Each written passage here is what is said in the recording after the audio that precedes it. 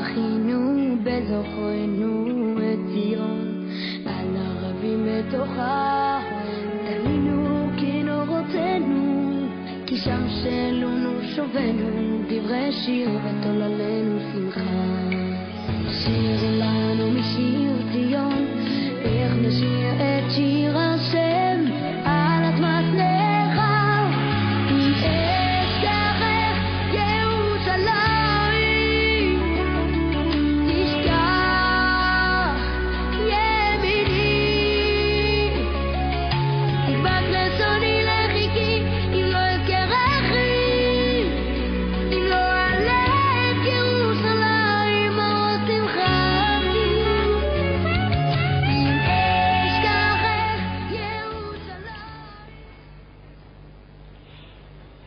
Birshut Moray Varabotai, avec la permission d'Hachem, votre permission, nous sommes à quelques jours de Pessah, nous sommes en pleine préparation de Pessah, et on sait très bien que ce Shabbat-là, il s'appelle Shabbat Hagadol, le grand Shabbat. En même temps, ce Shabbat-là, il s'appelle le Shabbat Parashat Tzav. Parashat Tzav, c'est du verbe ordre. Akadosh Baruch Hu, il dit à Moshe Rabbeinu de donner un ordre à Aaron la Kohen que lorsqu'il fait des sacrifices, vous savez qu'il y a beaucoup de catégories de sacrifices lorsqu'on avait le Beth Amikdash. Il y avait beaucoup de catégories de sacrifices, et parmi ces catégories de sacrifices, il y avait un sacrifice qui s'appelle Korban Ola. Et c'est quoi Korban Ola? Korban Ola, c'est un korban, un sacrifice qui est entièrement pour Hachem. Entièrement pour Hachem. Il y a certains sacrifices que les gens, ils ont amenés au temple, au Beth Amikdash, une partie pour eux, une partie de la viande c'était pour eux, une partie de la viande c'était pour le Kohen, une partie de la viande c'était pour, on l'a brûlé pour Hachem. Et il y a aussi d'autres catégories de sacrifices. Il y avait une partie de la viande du sacrifice pour le Kohen et non pas pour le juif, pour ce qu'il apporte. Enfin, il y avait beaucoup de catégories de sacrifices. Il y avait aussi des sacrifices de remerciement, comme un Toda, quelqu'un qui a eu un miracle. Il y avait aussi un sacrifice de quelqu'un qui est impur pour se purifier, il apporte un sacrifice au temple. Donc, ça ne manquait pas les sacrifices. Il y avait beaucoup des fois, je me demande d'où ils avaient tous ces bétails-là. Parce que vous savez que pour chaque petite faute qu'un juif faisait à l'époque, lorsqu'on était en Israël, à l'époque de Beth Amikdash, les Juifs apportaient un sacrifice pour se faire pardonner leurs fautes. Vous savez qu'au temple, il y avait l'autel de sacrifice, et c'était vraiment l'abattoir. Il y avait des centaines de Kohanim, et toute la journée, ils faisaient des sacrifices pour chaque catégorie de sacrifice, chaque sacrifice et pourquoi le monsieur a apporté ce sacrifice.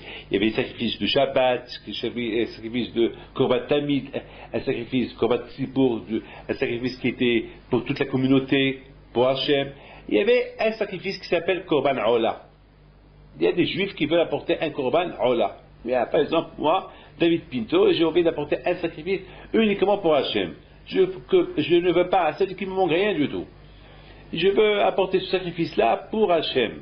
Ça veut dire pour Hakadosh Baruch Hu. Dans ce sacrifice-là, il n'y avait ni le Kohen qui prenait un peu de la viande de ce sacrifice, ni le juif qui apportait ce sacrifice, il prenait un peu pour lui. C'était pour Hachem, pour Hakadosh Baruch Hu. Alors, c'est de là que la paracha, elle traite. La paracha de Tzav, elle parle de le Korban Ola, qui n'est pas Hakadosh Baruch Hu.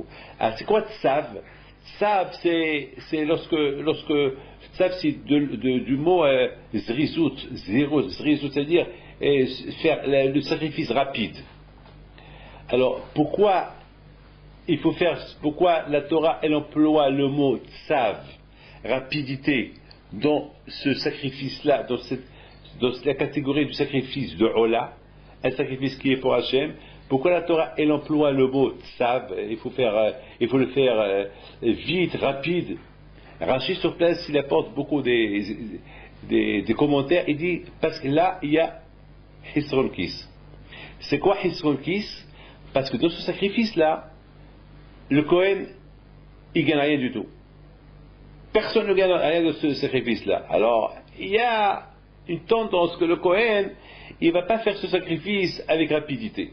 Parce que il n'a pas un gain, il n'a pas de bénéfice, c'est tout pour Hachem. Parce que le Kohen, toujours, il n'aime pas. On dit que les Kohanim à l'époque, ils étaient gros, ils étaient riches. Pourquoi? Parce que imaginez-vous, toute cette viande qu'ils recevaient, waouh, toute cette viande-là, tous ces des milliers de sacrifices par jour, il y avait un argent fou. Ils faisaient un argent fou. Donc ils étaient riches, les Kohanim. Donc dans ce korban-là, qui s'appelle Korban Ola, le Korban pour Akadosh Baruch Hu, il risque de dire, bon, j'ai le temps. Et il va dire au monsieur, tu sais quoi, j'ai le temps pour toi. Non. Là, la Torah dit que lorsqu'on vient chez le Kohen, quelqu'un vient chez le Kohen, il dit, j'ai un sacrifice pour Hachem. Il lui apporte tout ça, il lui dit, ça c'est Korban Ola, c'est pour Hachem. Il faut que le Kohen fasse ça rapide, vite. Il faut qu'il laisse tout de côté, il s'occupe que de la Kadosh Baruch Hu. Et c'est la raison pourquoi cette paracha-là, il s'appelle Tzav. Tzav du verbe tzivouy, ordre, rapide. Lorsque un général, il donne un ordre, tout le monde, vite, court, les soldats, ils courent pour le faire. Un roi, il donne un ordre, tout de suite, tout le monde, ils exécutent les ordres. Pourquoi? Parce que c'est un ordre d'Hachem. C'est un ordre. C'est un ordre du roi. Alors là, Kadosh Baruch Hu, il emploie le mot ordre. Parce que, étant donné que ce sacrifice, elle est pour lui, Hachem, il a peur que le Kohen, il va prendre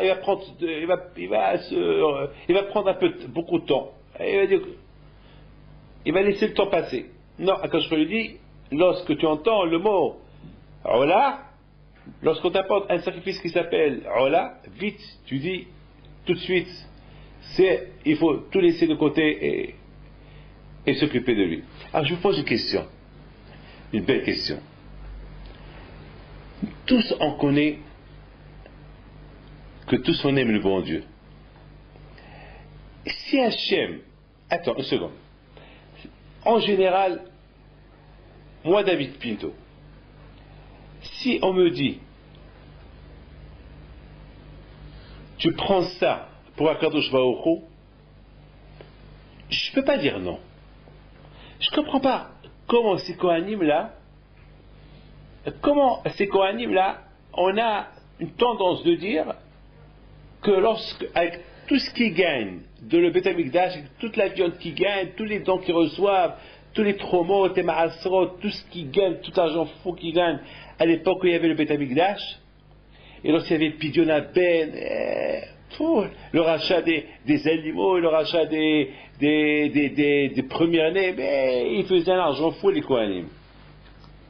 Comment on peut dire, avec tout ce que le bon Dieu leur fait gagner comme argent, on va dire que si un juif, il vient au temple, et le temple c'est l'endroit de Dieu, le temple, le Beth Amikdash, c'est l'endroit où Hachem il réside, c'est saint le Beth Amikdash. Comment moi j'ai apporté un sacrifice qui s'appelle Ola, et le Kohen va me dire, ok, attends que je fais la sieste, après je m'occupe, attends que je fais tout à l'heure. Impossible.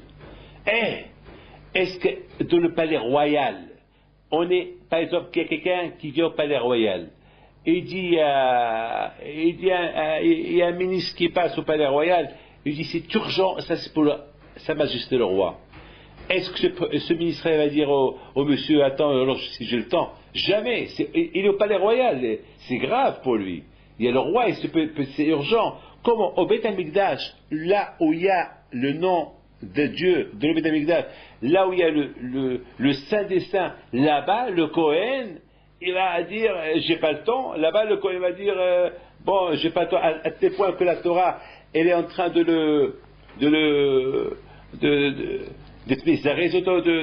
la Torah est en train de dire fais vite. Si quelqu'un vient chez toi et te dit j'ai un korban là pour toi, il faut vite l'accepter, il faut le faire, à tel point que beaucoup de fois c'est arrivé qu'il y avait beaucoup de korbanot, il y avait beaucoup de juifs qui apportaient un sacrifice pour le bon Dieu, donc il n'y avait pas assez de temps pour le faire dans la journée, donc ils utilisaient la nuit aussi, nuit et jour, parce qu'il n'y avait pas de temps pour tout sacrifier. Et comment un Kohen va dire non, à tel point que la Torah dit ouais, il faut faire vite.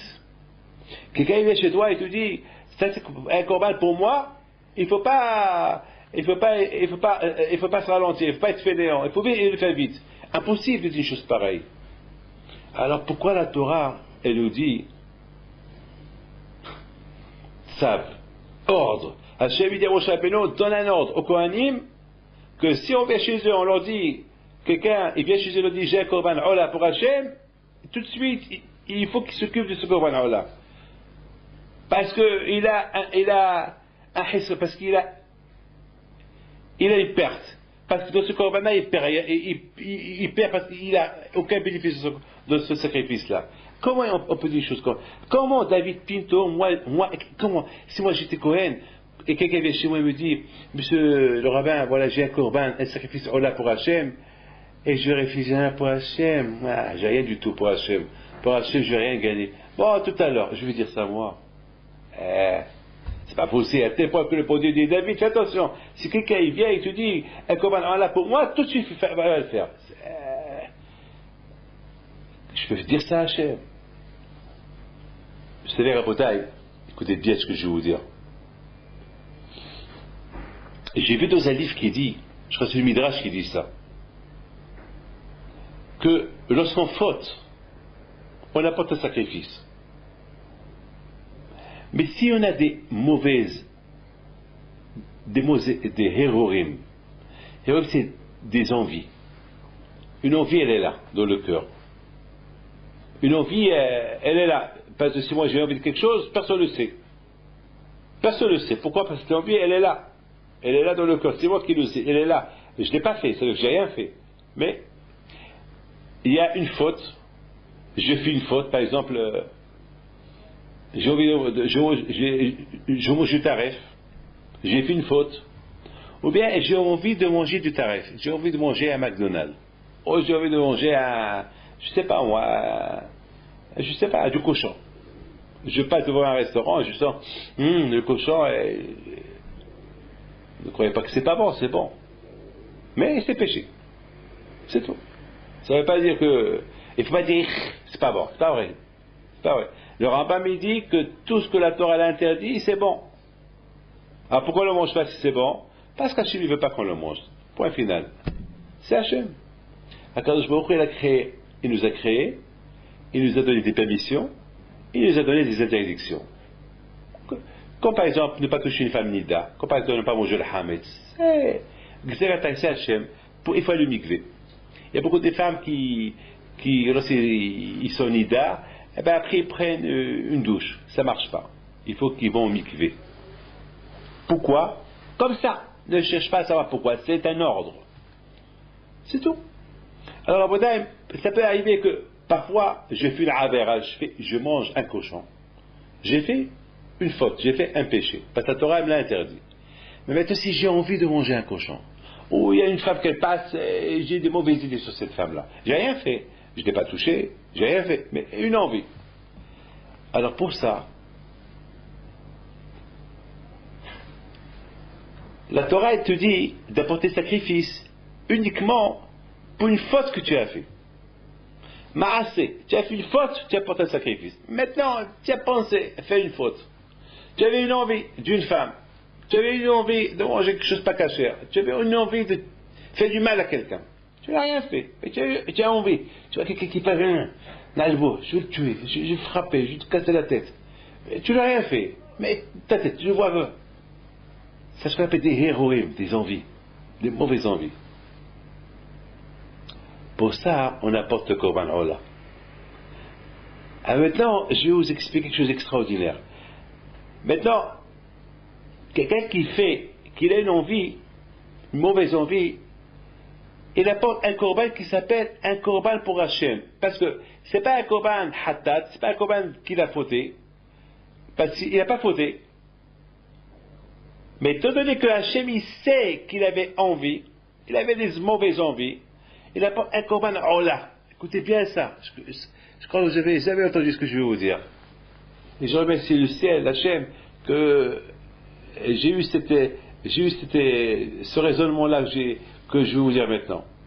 Lorsque quelqu'un, il apporte un Korban, un sacrifice pour Hachem, maintenant, le Kohen, il voit un Korban qui est pour Akadosh Baruch Hu. Maintenant, on ne sait pas pourquoi il est pour Akadosh Baruch Hu. Maintenant, moi, je sais pourquoi je l'apporte pour Akadosh. Pourquoi? Parce que j'ai eu une envie. Laquelle? Mais le Kohen, il ne me dit pas quelle mauvaise envie tu as eu. Non. Mais le Kohen, il peut dire, ah, il a une envie. Le Kohen, dans sa tête, bon, il a une envie. Pour une envie, il va faire sacrifier un sacrifice. S'il a fait une faute, avec un maassé, il a fait une faute, il a fauté, il a mangé du cochon, il a fait que... Je comprends, il a pas... Mais là, il a... Donc, le Kohen, il peut se relâcher un peu. Pour une envie, je vais tout laisser de côté pour lui faire un sacrifice. Mais Akadosh Baruch Hu, il dit Kohen, ce monsieur-là, s'il apporte un sacrifice parce qu'il a une envie, parce que le seul moyen pour tuer cette envie, c'est ce sacrifice-là. Si tu ne fais pas ce sacrifice, il va continuer à avoir envie. Aïe, aïe, aïe. C'est pas ce que je suis en train de vous dire. Et vous savez quoi? De plus qu'on a envie de faire une faute, c'est pire que la faute. Parce qu'une fois que tu fautes, tu as fauté, après tu regrettes. Mais une fois que tu as une envie, dans ta tête, tu n'as pas fauté. Donc il y a toujours l'envie qui reste. Quelqu'un qui a soif. Tant qu'il n'a pas bu, il a soif. Une fois qu'il a bu, il n'a plus soif. Mais là, s'il ne boit pas, il a encore soif. C'est ça l'envie. Lorsque quelqu'un il a envie, beaucoup de fois il y a deux personnes qui sont venues chez moi ce matin. Je ne dirai pas leur nom. De toute façon, j'ai oublié leur nom. Je ne me rappelle pas de leur nom. Ils m'ont dit, on veut une bracha. Et on m'a dit, on a fait teshuva, une belle teshuva. Et bien, au Hashem, on fait la Torah, on fait les mitzvot, mais on a un problème, on veut une bracha. Alors, je leur ai dit, quelle bracha vous voulez? Ils m'ont dit, on a un problème de jeu. En jeu. On veut une bracha pour que Hachem nous aide, pour qu'on ne joue pas. Alors moi, je leur ai dit, continuez à jouer. Ils m'ont dit, quoi? Continuez à jouer? Je lui ai dit, oui. Continuez à jouer. Et j'étais un peu choqué. Ils me regardent.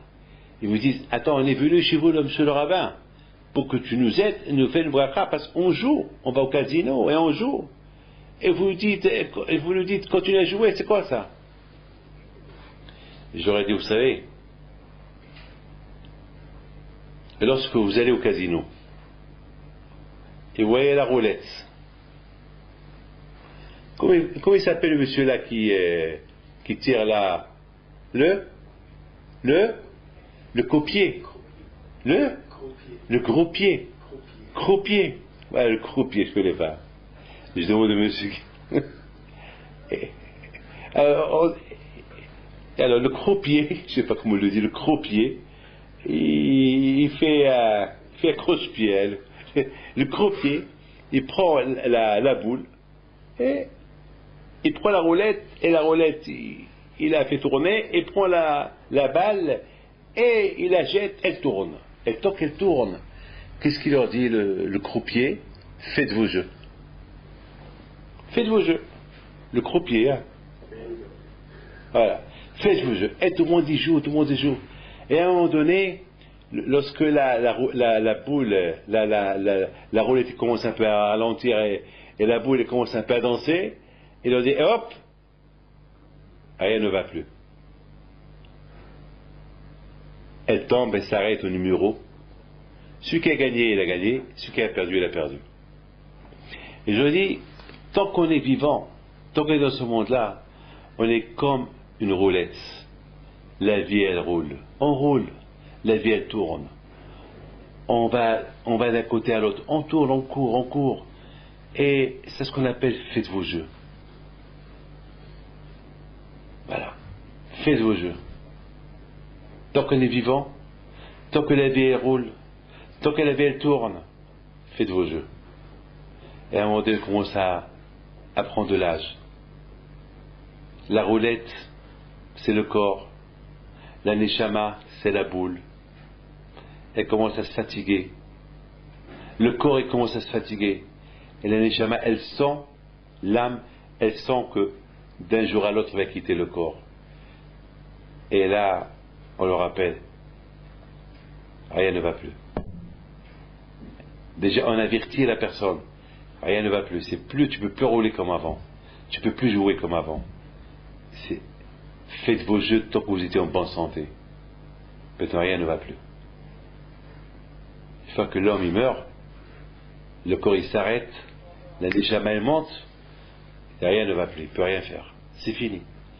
Il avait le choix à faire des mitzvot tant qu'il était vivant. Tant qu'il était vivant, il pouvait servir Dieu. Tant qu'il était vivant, il pouvait faire Shabbat. Tant qu'il était vivant, il pouvait faire Torah et Mitzvot. Tant qu'il était vivant, il pouvait faire Tzedaka, les fêtes. Tant qu'il est vivant. Et même lorsqu'il commence à prendre de l'âge, il traîne, il fait encore des Mitzvot. Une fois qu'il tombe malade, qu'il meurt, rien ne va plus. Je vous ai compris? Ça, ce que j'ai dit, faites vos jeux. Maintenant, vous avez compris que c'est quoi faites vos jeux? C'est pas faites vos jeux dans les jeux, faites vos jeux, ce qu'on apprend du jeu. Ça veut dire faites vos jeux, ça veut dire, mettons, la vie c'est un jeu. La vie ne joue pas avec ta vie. Investis ta vie dans un bon chemin. Quelqu'un qui a des envies et qui n'arrête pas ses envies, il passera à l'acte. Et toujours il aura envie. Et bien s'il ne passe pas à l'acte, sa tête elle tourne toujours comme un homme qui est amoureux d'une femme mariée. Et pendant 10 ans, il vivait avec ça. 10 ans, il fautait dans sa tête. 10 ans de souffrance. Je lui dis, mais c'est péché, haram ce que tu es en train de faire. Elle est mariée, chaque année fait un enfant, qu'est-ce que tu penses à elle? C'est quoi ça? Tu es fou, tu perds ta vie, tu perds ton temps. Jamais tu l'auras. Et entre-temps, tu fais des fautes. Mais vous comprenez pourquoi la Torah, elle nous dit, lorsqu'on apporte un sacrifice, et lorsque je dis, ça c'est Koban Ola, ça c'est pour Hachem, c'est-à-dire que je l'apporte pour me faire pardonner mes envies. Je ne suis pas obligé de le dire au Kohen. Je ne suis pas obligé de le dire au Kohen uniquement si je fais un acte, une abera, une faute. Là je dis au Kohen pourquoi j'apporte le sacrifice. Mais lorsque on apporte un sacrifice pour des envies, comme alors là, le Kohen, il n'a pas le droit de demander pourquoi j'apporte ce sacrifice. Mais il sait que c'est Allah. Le fait qu'il sait que c'est pour des envies que j'ai eues, et j'apporte ce sacrifice, il risque de dire, peut-être il a une petite envie de rien du tout. Pour ça, moi je vais tout lâcher pour lui faire ce sacrifice-là. Il vient quand je lui dis non, tu le fais tout de suite, parce que chaque seconde qu'il vit ce monsieur avec ce sacrifice, chaque seconde que ce monsieur-là il vit avec cette envie-là, ça peut le pousser à faire des bêtises. Il faut qu'il arrête cette envie. Comment il arrête? Comment? On apporte le sacrifice. Pour Akadosh Baruch Hu. C'est beau, hein? Hein, c'est beau. C'est ça. Maintenant, on comprend très bien pourquoi Akadosh Baruch Hu, il veut qu'on apporte ce sacrifice-là. Qui s'appelle comme Allah. Il veut Hachem qu'on l'apporte vite. Et que le Kohen, il faut aussi le faire vite. Il ne faut pas qu'il ralentit, il ne faut pas qu'il te dise attends jusqu'à demain ou après-demain ou j'ai le temps. Non, tout de suite. C'est pas parce qu'il n'a rien du tout. Oh, il n'a rien du tout. Il gagne rien dans ce sacrifice-là. Mais il gagne autre chose.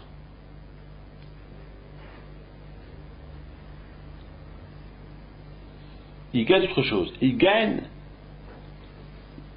le fait que, par sa rapidité de faire ce corban-là, pour ce monsieur-là, qu'il a apporté parce qu'il a des mauvaises idées, il va l'aider à arrêter ses mauvaises idées. Voilà ce qu'il a gagné. Il n'a pas gagné de la viande, du matériel, mais il a gagné quelque chose de spirituel. Nous les rabbins, lorsqu'on donne un cours de Torah, a priori, ce cours de Torah qu'on donne, on devait demander cher pour ce cours de Torah qu'on donne. On devait demander un prix fort. Regardez les gens, pour aller voir un film, ou pour aller écouter un je sais pas qui, ils vont payer beaucoup d'argent ils vont payer de l'argent, je sais pas, ça va leur coûter une petite fortune. Et pour écouter un cours de Torah, Aussi, on aurait pu demander de l'argent. Mais on sait qu'on demande plus que l'argent. Parce que l'argent, c'est pas ça la vraie satisfaction. Lorsqu'on donne un cours de Torah et qu'on enseigne à ceux qui nous écoutent, quelque chose de ce cours de Torah, on a gagné quelque chose de spirituel. On a gagné le fait que ces gens-là qui nous écoutent, ils vont réparer un peu leur vie, ils vont prendre un bon chemin. Ben, c'est ce qu'on a gagné. Vous savez, moi, David Pinto, lorsque j'arrive dans ma vie à mettre un juif dans le bon chemin, eh ben, je suis milliardaire, je suis millionnaire, je suis riche. C'est ma grande richesse. Je souris lorsque je rends un juif dans le bon chemin. Je souris lorsqu'un juif il vient m'écouter. Je souris lorsque je comprends quelque chose dans la Torah, plus que lorsque je reçois un gros don. Parce que le gros don, il m'apporte rien. Mais la Torah, elle m'apporte. Lorsqu'un juif, il m'écoute, il fait betfilin, il m'apporte quelque chose. C'est ça le plus important. Ça, c'est l'idée. Ça, c'est ce qu'Akadosh Baruch Hu, il a voulu des Bnei Israël, de Kohanim. Quand j'aurais dit Kohanim, faites attention. Pour le Korban Ola, étant donné que ce monsieur-là, il n'a pas fait de faute, il avait qu'une envie, le fait que toi, tu ne fais pas son sacrifice tout de suite, il va dire, bon, puisque le Kohen, il ne s'intéresse pas beaucoup pour me faire sacrifice, donc c'est-à-dire que les envies que j'ai, ils sont sans aucune importance. Donc il risque de dire, bon, puisqu'ils sont sans aucune importance, il peut même dire, bon, il peut même une fois qu'on a fait son sacrifice, ces mauvaises idées vont retourner encore chez lui. Mais lorsque ce monsieur-là qui apporte un sacrifice qui s'appelle Korban Ola, pour Hachem, à cause des envies qu'il a eues, des mauvaises envies qu'il a eues, et qui voit le Kohen comment il le fait avec rapidité, il est préoccupé, waouh, même qu'il n'a rien à gagner de ce sacrifice-là, il est en train de le faire avec enthousiasme, avec rapidité. Qu'est-ce qu'il dit le juif qui a apporté ce qu'on va dire, waouh, ça doit être grave ce que j'ai fait. Ça doit être grave ces envies que j'ai eues. C'est pour ça qu'il le fait vite. Donc ça va l'aider à faire encore plus d'échouva. Et ça va l'aider à ne plus recommencer. Donc je vous ai donné deux explications là. Deux explications pourquoi le Kohen va faire le sacrifice rapide et pourquoi. Et je vous ai donné aussi une autre explication, les réactions de celui qui apporte le sacrifice. Première réaction, en faisant ce sacrifice, tu coupes l'envie. Deuxième réponse, le fait qu'il te voit faire le sacrifice rapide, il se dit waouh, c'est tellement fort ce que j'ai fait, c'est tellement grave c'est ce que j'ai eu, c'est pour ça lui il le fait avec rapidité, sinon il n'aurait rien fait. Mes amis, vous savez qu'il y a une connexion. Vous savez qu'aujourd'hui, ce Shabbat là, si Dieu veut, c'est le Shabbat Agadol. Et Shabbat Agadol, on l'appelle le grand Shabbat. Pourquoi on l'appelle Shabbat Agadol? C'est parce que, comme ce Shabbat-là, il y a eu un grand miracle. Quel miracle il y a eu? Lorsqu'Hachem, il a voulu libérer les Juifs de l'Égypte, il leur a dit de prendre le Pascal, l'agneau pascal, un agneau, et l'attacher au pied du lit, et la veille de Pessah, l'égorger. Alors à cette époque-là, les Égyptiens de l'époque, il y a 3-4 000 ans, ils vénéraient les animaux.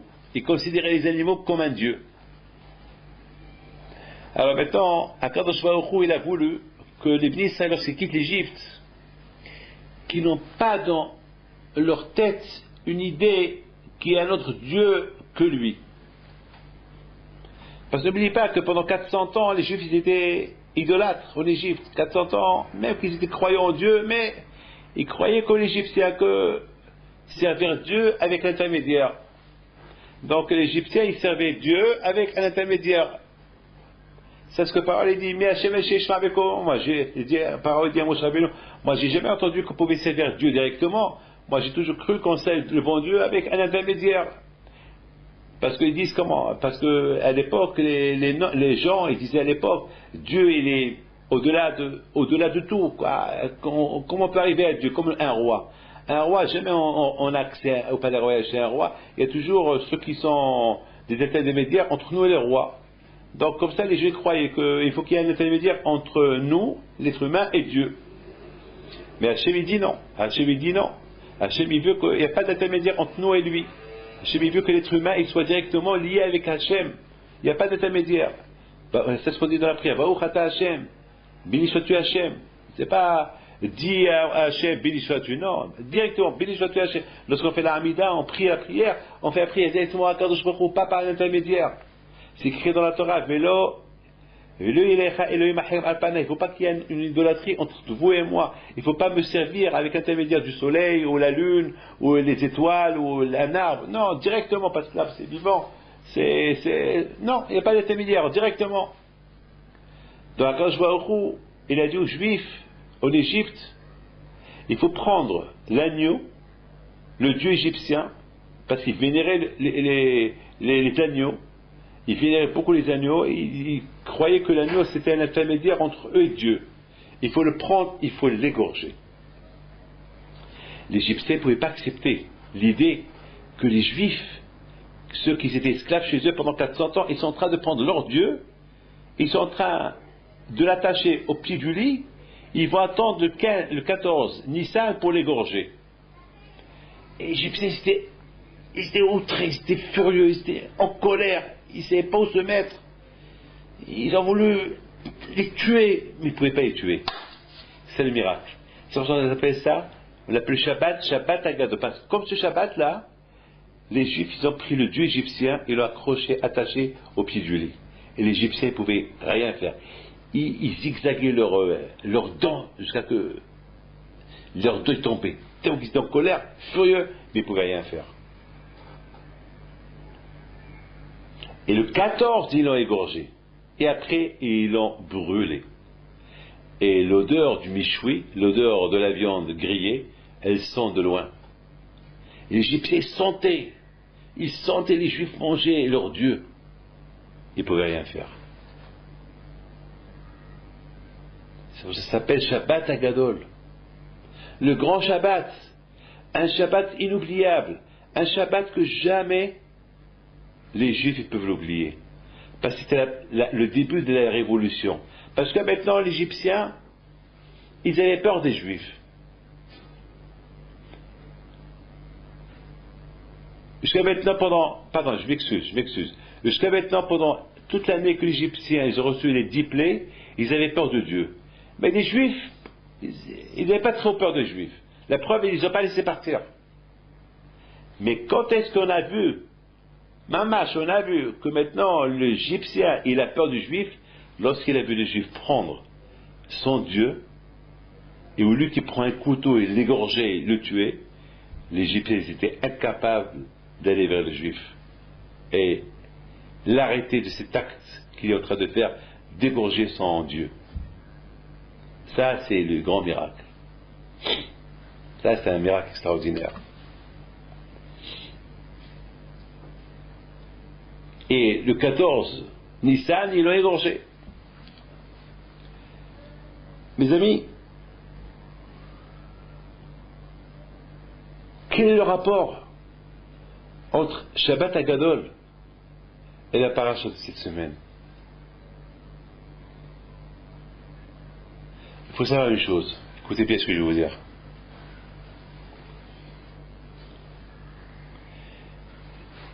Qu'est-ce que Hachem, ils sont fous? C'est les bénis Israël. Ils quittent l'Égypte sans avoir égorgé le dieu égyptien. Et alors? Mais c'est la rigolade. Que Hachem, il fait une démonstration quand qu'il a fait, et ça suffit avec une démonstration qui va démontrer aux Juifs, il n'y a que moi, il n'y a pas un autre. C'est tout. Et qui leur dit carrément, ne faites pas comme les Égyptiens. Je ne veux pas qu'il y ait d'intermédiaire entre vous et moi. Ou pas. Je ne comprends pas. Pourquoi Kadosh Baruch Hu, il a besoin de dire aux Juifs, prenez le Dieu égyptien, attachez-le, égorgez-le et mangez-le. Et cette mitzvah, elle est restée, tant que le Beth Amikdash était construit, aujourd'hui il n'y a plus cette mitzvah-là. Aujourd'hui on ne fait pas ça. Aujourd'hui il n'y a pas la mitzvah de manger l'agneau pascal. C'est même péché de le faire. C'est péché. On fait zecher, en souvenir. On fait le zéroa sur la table de Pessah, on dit zecher, en souvenir. Mais on n'a pas le droit de dire on va faire l'agneau pascal. On n'a pas le droit. On faisait ça uniquement lorsqu'on avait le temple à Jérusalem. Maintenant on n'a plus de temple. C'est comme un chien, il vient si Dieu veut. Maintenant on n'a pas le droit. Donc je ne comprends pas. Pourquoi Kadosh Baruch Hu, il dit au peuple d'Israël, prenez l'agneau pascal qui représentait le dieu égyptien et égorgez-le et de là vous allez voir que l'Égyptien va avoir peur de vous. La preuve qu'ils ne vont même pas vous toucher. Et en plus, il faut égorger, il faut enlever il faut égorger, il faut éliminer, il ne faut pas avoir dans votre tête le dieu égyptien, parce que, mais quand je vois au coup, il peut faire des démonstrations, il peut faire démontrer, il peut faire des miracles au-delà de l'imagination. Et à un moment donné, les Juifs vont dire, il n'y a que Hachem. C'est pas possible. Il n'y a que Hachem. Pourquoi Kadosh Baruch Hu, il ne peut pas, il peut. Avec tous les miracles qu'il aura fait, Karatem Souf, lorsque la mer s'est coupée, les premiers-nés qui sont morts, il y a des miracles, je ne sais pas moi, il peut leur montrer je ne sais pas quoi, il peut. S'il veut leur enlever cette idée de la tête, il peut. Comme on dit en anglais, brainwash. Brainwash, laver le cerveau. Si il veut laver le cerveau de quelqu'un, il le lave. Vous savez, il y a bourrage de crâne, tu sais, quand je vois il peut nous faire un bourrage de crâne, mais un vrai bourrage de crâne, pas avec des mensonges, un vrai bourrage de crâne, il y a quoi Hachem. Vous savez mes amis, écoutez bien ce que je vais vous dire. Le Rambam il dit, pardon, oui, je pense que c'est le Rambam qui dit. Non, c'est le Zohar, pardon. Rabbi Shimon Bar Yochai dit que toutes les mitzvot de la Torah, c'est des conseils. Toutes les histoires qu'il y a dans la Torah, c'est des conseils.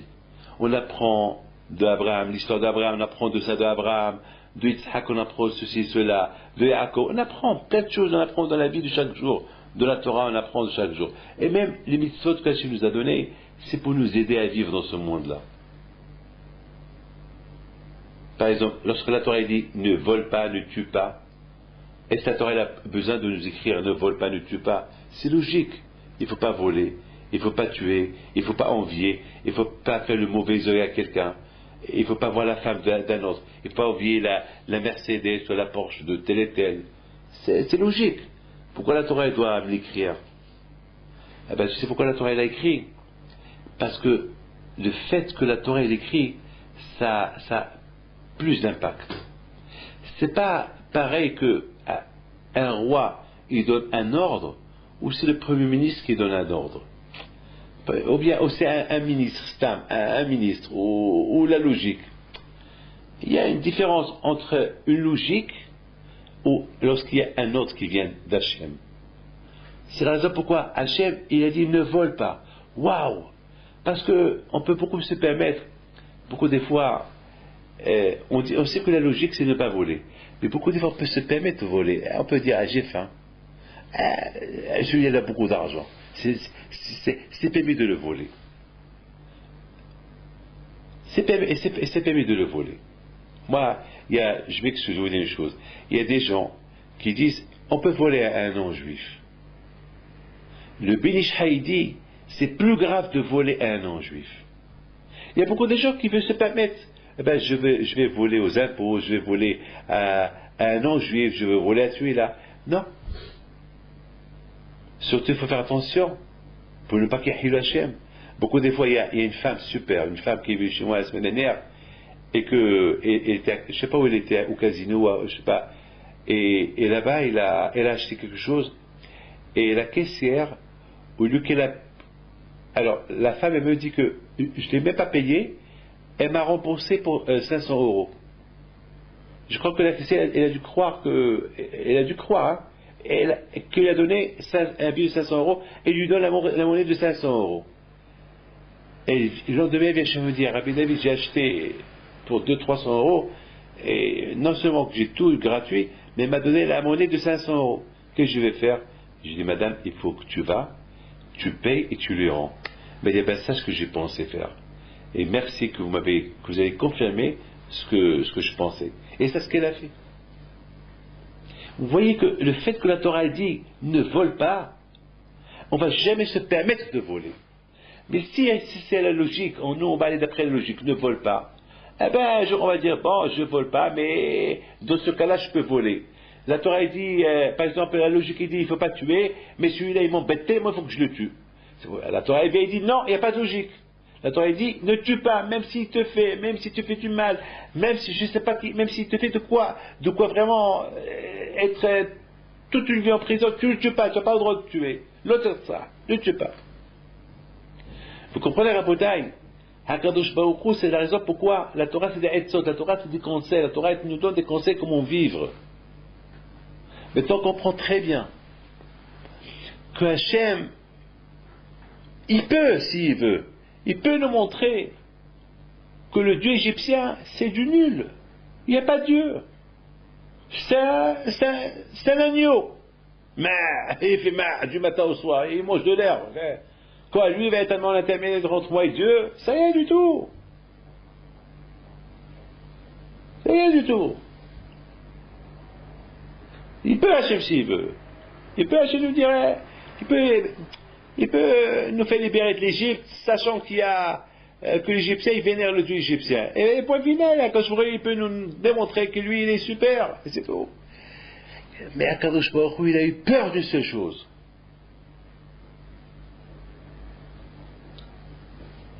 Il y a ce qu'on ne voit pas, ce qu'il y a dans la tête, ce qu'il y a dans le cœur. Vous savez, ce que je pense sur vous, vous ne le savez pas. Ce que vous pensez sur moi, je ne sais pas. Moi, je vois les gens qui passent, qui m'embrassent la main, ou qui me font un grand sourire, mais qu'est-ce qu'ils pensent sur moi, je ne sais pas.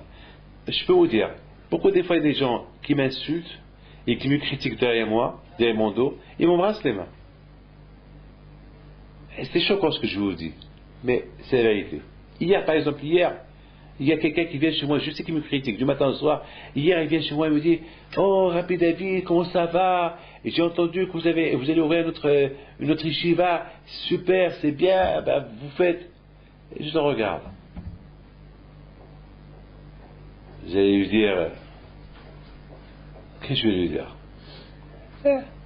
Il y a l'hypocrisie. Il faut qu'il va lire un peu la Torah, celui-là, un peu du Moussar, pour qu'il réalise que ce qu'il fait, c'est pas logique, c'est pas beau. Mais je n'ai pas voulu lui faire honte. Mais j'ai pensé lui parler.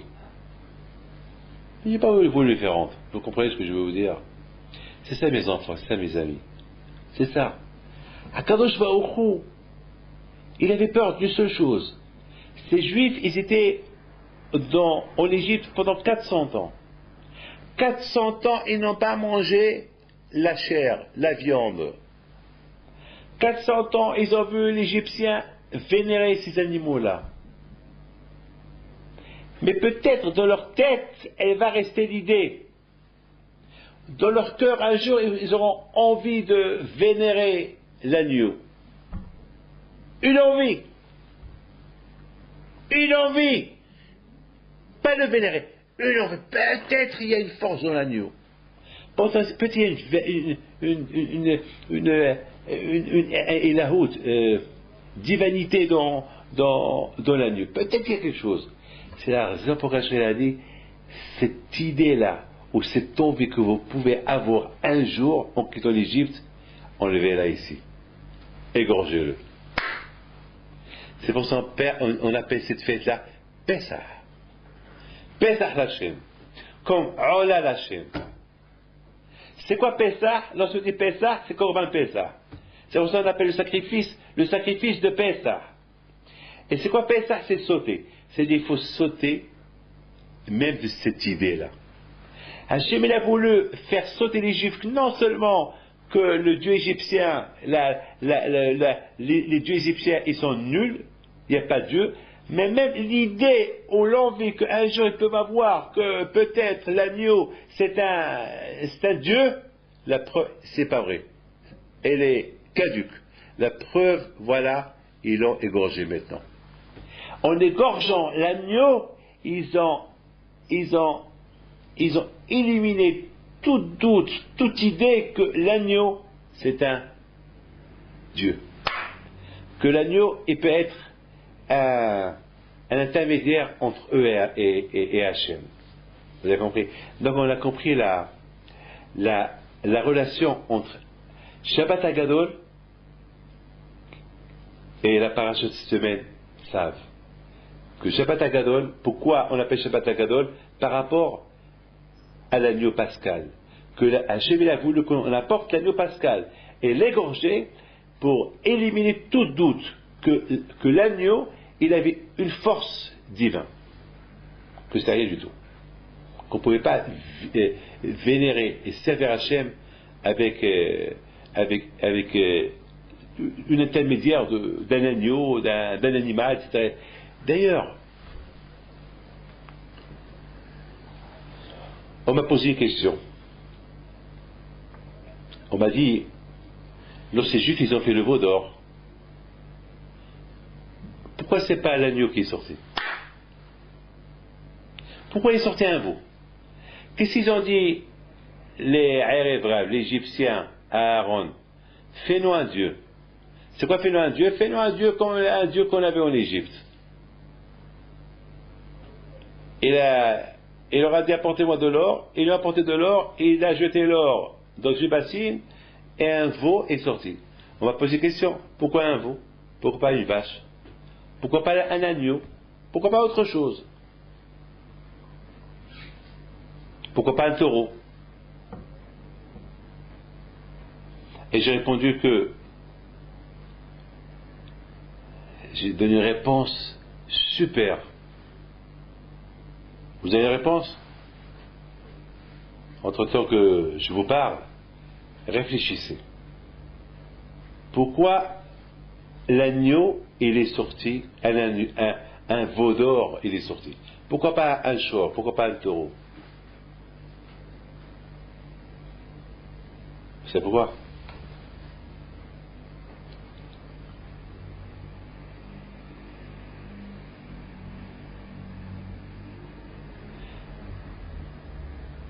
Kadosh Baruch Hu,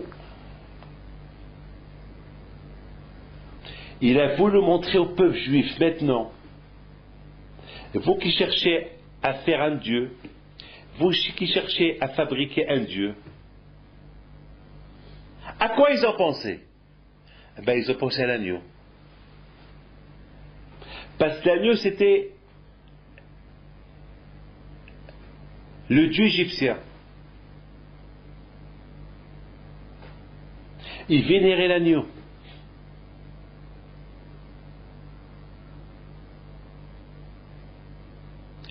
Erev, les Égyptiens qui se sont convertis au judaïsme, et que c'est eux qui ont fait le veau d'or, ils ont voulu faire une démonstration.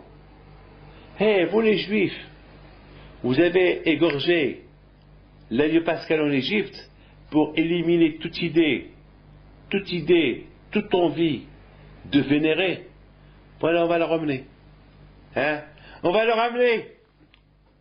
Et qu'est-ce qu'on a fait à Kadosh Baruch Hu? Il leur a fait sortir un veau, pas un agneau. Il les a fait tremper. Ça veut dire que déjà l'idée de l'agneau a été éliminée complètement en Égypte. Déjà le fait que le veau est sorti, ça devait être catastrophique. Parce que c'était un taureau qui devait sortir. Parce qu'ils ont jeté la lettre Shor. Ils ont pris un parchemin, c'est écrit là-bas taureau. Donc, au moins que le taureau il sort. non seulement le taureau n'est pas sorti, non seulement l'agneau n'est pas sorti, mais c'est un veau qui est sorti. Un petit veau.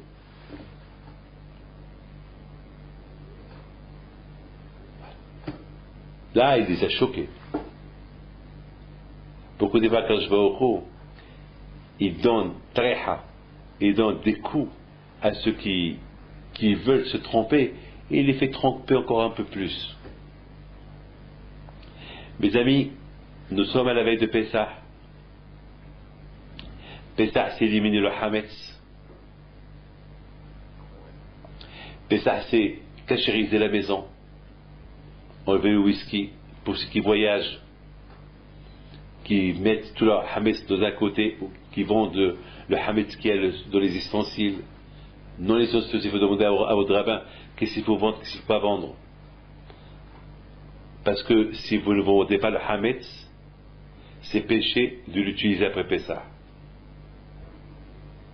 Mais le Hametz, quand on vend avec un papier, demandez au rabbin de la synagogue qui vous donne le papier, vous allez le remplir, il va vous expliquer comment le remplir.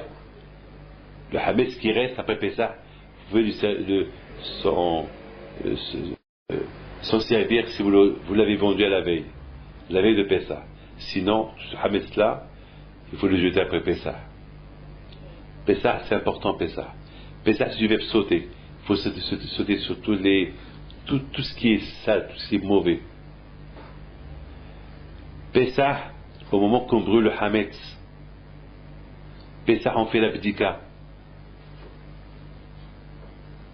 Symbolique. Tout ce qui est fermenté, tout ce qui est levure, c'est Hametz à Pessah. La gava, c'est du Hametz. L'orgueil, celui qui veut pas faire le mitzvot d'Hachem, c'est comme s'il s'orgueille sur Hachem. Qui tu es Hachem que moi j'écoute? Deux choses. Une chose, celui qui fait pas ce que la Torah lui dit, il dit chaque fois, ce qu'il fait chaque fois, c'est ça qui va faire de lui zéro. C'est-à-dire qu'il devient plus orgueilleux qu'Akadosh Baruch Hu. Ça veut dire, il écoute que ce que sa tête lui dit et non pas ce que Hachem veut de lui. Donc si tu veux, il faut faire beaucoup attention. Aujourd'hui, on n'a pas Beth Amikdash. Si on a des envies, comment on peut éliminer les envies? L'étude de la Torah. Manger moins. Quelque chose que lorsque on a envie de manger quelque chose, alors il ne faut pas tout manger. Manger une partie et laisser une partie. Tu coupes l'envie. En plus, pourquoi gâcher la santé avec les envies? Voir l'internet, voir les films sales, voir les choses qui ne sont pas bien, c'est créer des envies. Créer des envies pour rien, inutilement. Et on gagne quoi? Tu gagnes quoi? Rien du tout. Il n'y a pas de pire. Vois des sales photos dans la rue, et tu vois. C'est des envies, tu crées des envies. À l'époque, pour ça, il fallait apporter un sacrifice. Tu n'as rien fait avec si à l'époque il y avait l'internet, et quelqu'un il voit quelque chose de pas bien, il a vu, il a eu envie, il n'a pas fauté. S'il a fauté, c'est grave. Il y a certaines fautes que la personne, il est condamné à mort. Il y a certaines fautes qu'il faut... enfin, je ne vais pas rentrer dans les détails, mais c'est une envie. Tu as vu quelque chose pas bien, et tu as eu envie. Personne t'a vu. Personne t'a vu. Personne t'a vu. Lorsque quelqu'un fait une faute, il a fait devant tout le monde. Mais lorsque quelqu'un a envie, personne là. Si moi j'ai eu une mauvaise envie, si quelqu'un le sait, personne ne le sait. Mais Hachem il le sait. Hachem connaît mon cœur. Depuis Hachem il connaît mon cœur. Et j'ai une envie. Et cette envie continue encore. Qu'est-ce que je dois faire pour l'arrêter? J'apporte un sacrifice. Ola l'Hachem. Un sacrifice, c'est Ola. Ola c'est monter. Ça y est. Je vais faire monter cette envie-là. Je la sacrifie pour Akadosh Baruch Hu. Je t'aime Hachem. Je sacrifie cette envie-là. Pour toi. Aujourd'hui, il n'y a pas de Beth Amikdash. Alors, comment on peut apporter le sacrifice? Eh bien, lorsqu'on vient étudier.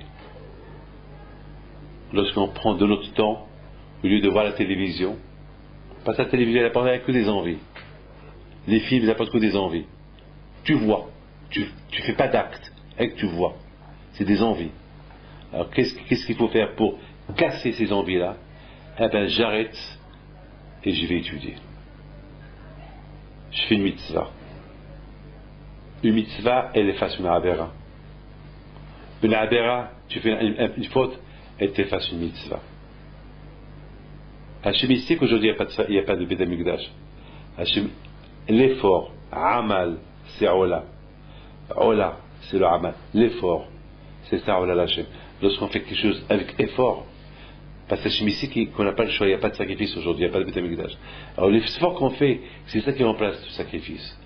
Mes enfants, je vous souhaite une bonne semaine, que le bon Dieu vous protège, que le bon Dieu vous donne la santé, la joie, la prospérité. Alors, la semaine prochaine, si Dieu veut, parce que Pessah, c'est mercredi soir, on ne peut pas faire le cours mercredi soir. Alors, si Dieu veut, il y aura le cours mardi soir, si Dieu veut. N'oubliez pas que mardi soir, c'est Bdikat Hametz. C'est la nuit qu'on fait Bdikat Hametz. Donc, pour faire Bdikat Hametz, il faut attendre la nuit pour faire Bdikat Hametz. Alors, peut-être on va faire le cours au lundi soir, vérifier, regardez si vous avez reçu un message, ou lundi soir, ou mardi soir, ou si Dieu veut. Et toujours, je vous demande une chose, il faut toujours faire connaître ce cours qu'on fait sur l'internet. Il faut le faire diffuser à tout le monde et appeler tout le monde, appeler tous vos amis qui le voient, pour qu'ils apprennent comme que vous apprenez, que Hachem vous protège, vous donne Bachabat Slaha, et bonne fête. Et je vous verrai si Dieu veut lundi ou mardi, on va voir. Bonsoir. Ce cours de Torah, il y a une Nishmat fortunée, Bat Rebecca Chokron, et la mémoire de tous les gens que vous voulez ce soir, ce cours de Torah. Que Dieu protège à notre grâce. תשכח ימיני,